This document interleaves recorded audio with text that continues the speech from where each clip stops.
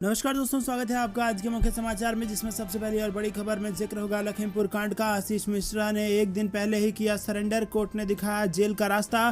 दूसरी बड़ी खबर में जिक्र होगा कि कांग्रेस का दावा, पीएम मोदी के भाषण से निराश हैं जम्मू कश्मीर के लोग, नहीं किया कुछ बातों का जिक्र। तीसरी बड़ी खबर में आपको बताएंगे कि भारत आते ही विदेशी नेता जाते सिर्फ गुजरात, मोदी सरकार पर बरसे शरद पवार। और चौथी बड़ी खबर में जिक्र होगा दोस्तों कि doctor Archana Sharma suicide case में बीजेपी का एक और नेता गिरफ्तार, बाल्या जोशी अभी गिरफ्त से बाहर। और इसी के साथ पांचवी बड़ी खबर में आपको बताएंगे कि मिशन 2023 की तैयारियों में जुट गई है कांग्रेस, विधायकों के रिपोर्ट कार्ड को लेकर प्रदेश अध्यक्ष ने कही बात। छत्तीसगढ़ चुनाव से बड़ी खबर। दोस्तों, हर एक खबर की गहराई में आपको जाएंगे, लेकिन उससे पहले अगर आप भी बढ़ती महंगाई के लिए भाजपा को जिम्मेदार मानते हैं तो आप अभी इस वीडियो को लाइक कीजिए, और अगर चैनल पर नए हैं तो लाल बटन को दबा के चैनल को सब्सक्राइब कीजिए और घंटी बजाकर कमेंट में लिखिए जय हिंद। दोस्तों, रुक करते हैं सबसे पहली और बड़ी खबर की तरफ। आशीष मिश्रा ने एक दिन पहले ही किया सरेंडर, कोर्ट ने दिखाया जेल का रास्ता। जी दोस्तों, आशीष मिश्रा के सरेंडर करने की समय सीमा समाप्त हो रही थी, मगर एक दिन पहले ही आशीष मिश्रा ने कोर्ट में सरेंडर कर दिया। लखीमपुर कांड के मुख्य आरोपी आशीष मिश्रा को कोर्ट ने जेल भेज दिया है। पता नहीं क्या हुआ होगा, मगर सरेंडर करने की मियाद के 24 घंटे से ज़्यादा वक्त होने के बावजूद रविवार यानी छुट्टी वाले दिन 39 डिग्री तापमान में चटकती दोपहर में लखीमपुर हिंसा के मुख्य आरोपी आशीष मिश्रा उर्फ मोनू ने सीजेएम कोर्ट में सरेंडर कर दिया। वैसे तो सरेंडर के अलावा आशीष मिश्रा के पास कोई विकल्प भी नहीं था, मगर इतना ज़रूर था कि वो एक दिन और जेल की सलाखों की बजाय आज़ादी से अपने घर में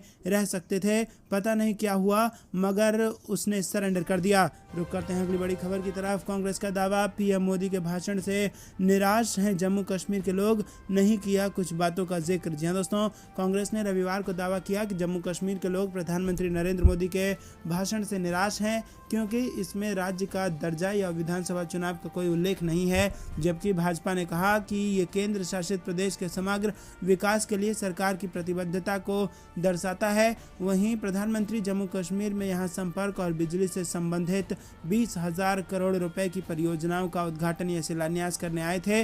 पीएम मोदी ने अपने भाषण के दौरान इस बात पर जोर दिया कि केंद्र शासित प्रदेश लोकतंत्र और दृढ़ संकल्प का एक नया उदाहरण पेश कर रहा है, क्योंकि पिछले 2 से 3 वर्षों में कई विकास की पहल की गई है। वहीं 2019 में अनुच्छेद 370 के अधिकतर प्रावधान निरस्त किए जाने के बाद राष्ट्रीय पंचायती राज दिवस के अवसर पर केंद्रीय शासित प्रदेश में जनता को संबोधित करने के लिए यह मोदी का केंद्र शासित प्रदेश का पहला दौरा था।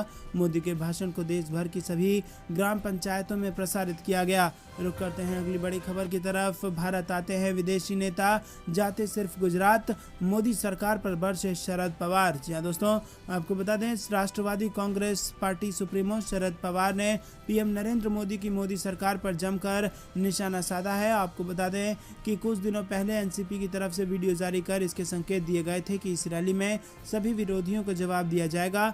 शरद पवार ने कहा कि मैंने इंदिरा, राजीव गांधी, नरसिम्हा राव, मनमोहन सिंह सबका कार्यकाल देखा है। अब दूसरे देश से नेता आते थे तो वो दिल्ली आते थे, हैदराबाद या फिर कोलकाता जाते थे, लेकिन अब स्थिति पूरी तरह बदल गई है। अब जो भी आता है कहने को हिंदुस्तान आता है, लेकिन जाता सिर्फ गुजरात है। उन्होंने जोर देते हुए कहा कि सत्ता आती है और सत्ता जाती है, वो दिमाग में नहीं जानी चाहिए। इस यात्रा के दौरान उन्होंने दिल्ली के घटनाक्रम का जिक्र भी किया।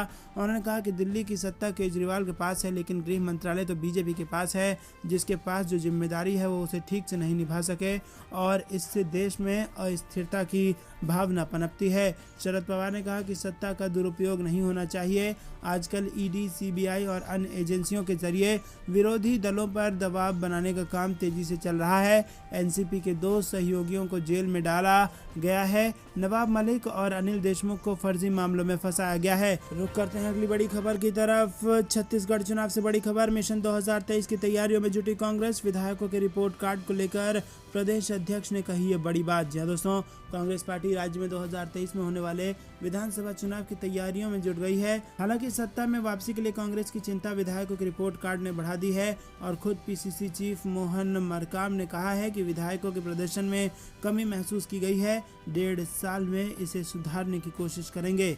दरअसल शनिवार को देर रात तक प्रदेश कांग्रेस भवन में प्रदेश प्रभारी पीएल पुनिया, सीएम भूपेश बघेल और पीसीसी चीफ मोहन मरकाम समेत कांग्रेस के पदाधिकारियों की मौजूदगी में समन्वय समिति की बैठक हुई और इस दौरान विधायकों के रिपोर्ट कार्ड पर मंथन किया गया।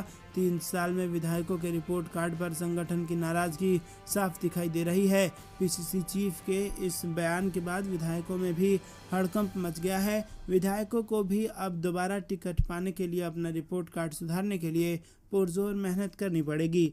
रुक करते हैं अगली बड़ी खबर की तरफ। पटना में नीतीश के पैर छूने के 2 दिन बाद बोले चिराग, राबड़ी के घर सीएम का जाना बड़ा संकेत, बदल सकता है हवा का रुख। जी हाँ दोस्तों, आपको बता दें कि सारे गिले शिकवे मिटाकर नीतीश कुमार के पैर छूने वाले चिराग पासवान ने भविष्यवाणी की है कि बिहार के मुख्यमंत्री जल्द ही एक नया निर्णय ले सकते हैं। लोक जनशक्ति पार्टी के पूर्व अध्यक्ष ने तेजस्वी यादव की इफ्तार दावत में नीतीश के शामिल होने पर यह बात कही। उन्होंने कहा था कि यूं ही वो राबड़ी देवी के घर नहीं गए थे।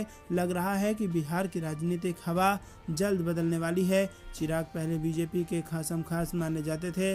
वो नीतीश का तीखा विरोध करते रहे हैं और जिस तरह से उनका सरकारी घर खाली कराया गया है वो उससे खासे गुस्से में लग रहे हैं। यहाँ तक कि जब नीतीश लालू के आवास पर पहुँचे तो चिराग ने उनके पैर छुए और उसके बाद से ही बिहार की राजनीति में भूचाल मचा हुआ है।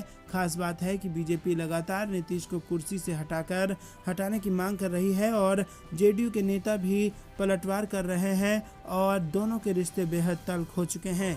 रुक करते हैं अगली बड़ी खबर की तरफ।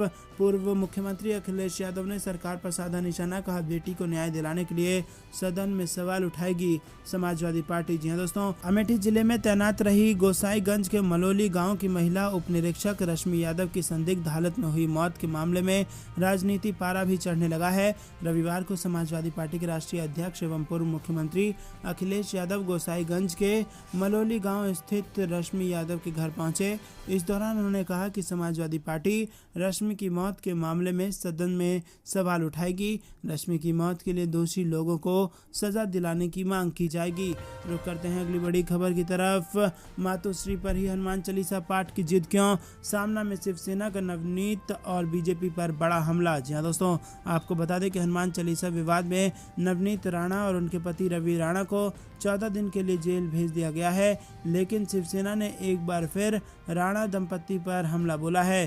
शिवसेना ने अपने मुखपत्र सामना के संपादकीय के जरिए राणा दंपति के साथ ही बीजेपी पर भी जमकर निशाना साधा और शिवसेना ने हनुमान चालीसा के इस विवाद के पीछे बीजेपी के कुंठित दिमाग को जिम्मेदार ठहराया। लेख में कहा गया है कि जो नवनीत राणा पहले श्री राम का नाम लेने का विरोध करती थी, वही आज हनुमान चालीसा आदि मुद्दों को लेकर हिंदुत्व की बीन बजा रही है और समस्त भाजपा नचनिए बच्चों की तरह उक्त महिला के इशारे पर नाचते हैं। इस पर हैरानी होती है। हनुमान चालीसा का पाठ राष्ट्रीय स्तर पर करना ही था तो लोकसभा अध्यक्ष ओम बिरला, प्रधानमंत्री का निवास स्थान, केंद्रीय गृह मंत्री के घर आदि जगह को चुनना चाहिए था। रुक करते हैं अगली बड़ी खबर। हिंसा के मुख्य आरोपी आशीष मिश्रा ने कर दिया है सरेंडर, सुप्रीम कोर्ट ने रद्द कर दी थी जमानत। जी हाँ दोस्तों, यूपी के गृह राज्य मंत्री अजय मिश्रा टैनी के बेटे और लखीमपुर हिंसा के मुख्य आरोपी आशीष मिश्रा ने लखीमपुर की निचली अदालत में सरेंडर कर दिया है। लखीमपुर पुलिस ने सरेंडर करने के बाद आशीष मिश्रा को जेल भेज दिया है। आशीष मिश्रा को इलाहाबाद हाई कोर्ट ने जमानत दे दी थी। आशीष मिश्रा को मिली जमानत के बाद मामला सुप्रीम कोर्ट पहुंच गया था। रुक करते हैं अगली बड़ी खबर की तरफ। हनुमान चालीसा विवाद में सांसद नवनीत राणा और उनके पति को झटका, कोर्ट ने दोनों को 6 मई तक भेजा जेल। जी हाँ दोस्तों, दरअसल दोस्तों महाराष्ट्र के मुख्यमंत्री उद्धव ठाकरे के आवास के बाहर हनुमान चालीसा का पाठ करने की धमकी देने वाली अमरावती की सांसद नवनीत राणा और उनके विधायक पति रवि राणा को कोर्ट से झटका लगा है। बांद्रा कोर्ट ने दोनों को 14 दिन की न्यायिक हिरासत में भेज दिया है। दोनों अब 6 मई तक जेल में रहेंगे। हालांकि इस बीच 29 अप्रैल को दोनों की जमानत पर सुनवाई होगी। दोनों को शनिवार को मुंबई पुलिस ने उस समय गिरफ्तार किया था जब वो अपने ऐलान के अनुसार मुंबई में अजान के विरोध में सीएम उद्धव ठाकरे के आवास मातोश्री के बाहर हनुमान चालीसा का पाठ करने के लिए निकले थे। और दोस्तों आपको बता दें कि नवनीत राणा और रवि राणा ने सीएम ठाकरे के आवास के बाहर 23 अप्रैल को हनुमान चालीसा पढ़ने की चेतावनी दी थी। रुक करते हैं अगली बड़ी खबर की तरफ। कमलनाथ का बड़ा बयान, बोले बीजेपी के विधायक मेरे संपर्क में हैं, समान नागरिक संहिता को बताया देश की संस्कृति के खिलाफ। जी हाँ दोस्तों, मध्य प्रदेश में विधानसभा चुनाव 2023 को लेकर राजनीतिक पार्टियों के बीच जुबानी जंग तेज हो गई है। कमलनाथ ने कहा कि बीजेपी के कई विधायक मेरे संपर्क में हैं, समान नागरिक संहिता को लेकर कहा कि ये देश की संस्कृति के खिलाफ है। वहीं बीजेपी ने कांग्रेस को डूबता जहाज बताया है। शिवराज सरकार के मंत्री भूपेंद्र सिंह के बयान पर पूर्व मुख्यमंत्री और कांग्रेस प्रदेश अध्यक्ष कमलनाथ ने शनिवार को पलटवार किया है। कमलनाथ ने कहा कि उनके संपर्क में कई बीजेपी विधायक हैं। बता दें, एक दिन पहले भाजपा सरकार के मंत्री भूपेंद्र सिंह कांग्रेस के विधायकों के संपर्क में होने की बात उन्होंने कही थी और इस पर कमलनाथ ने बीजेपी के विधायकों के उनके संपर्क में होने का दावा किया है। वहीं अमित शाह के भोपाल में समान नागरिक संहिता के जल्द देश में लागू होने के संकेत देने के सवाल पर कमलनाथ ने कहा कि वो अब जब लाएंगे तब हम देखेंगे और ये सब राजनीति हमारे देश की संस्कृति के खिलाफ है। दोस्तों, रुक करते हैं अगली बड़ी खबर की तरफ। रोशन लाल वर्मा के घर पर बुलडोजर चलाने का मामला, अवैध निर्माण तोड़ने की जांच करेगी सपा की टीम, अखिलेश यादव ने लिया संज्ञान। जी दोस्तों, शाहजहांपुर में पूर्व विधायक रोशन लाल वर्मा की पुत्रवधू रुचि वर्मा के भवन का कुछ हिस्सा तोड़े जाने की रिपोर्ट सपा हाईकमान तक पहुंचने के बाद राष्ट्रीय अध्यक्ष अखिलेश यादव ने संज्ञान लिया है। सपा दोस्तों, ये थी दिन भर कुछ बेहतरीन और बड़ी खबरें। तक बने रहने के लिए बहुत बहुत धन्यवाद। देख रहे थे आपका अपना चैनल। जय हिंद, जय भारत।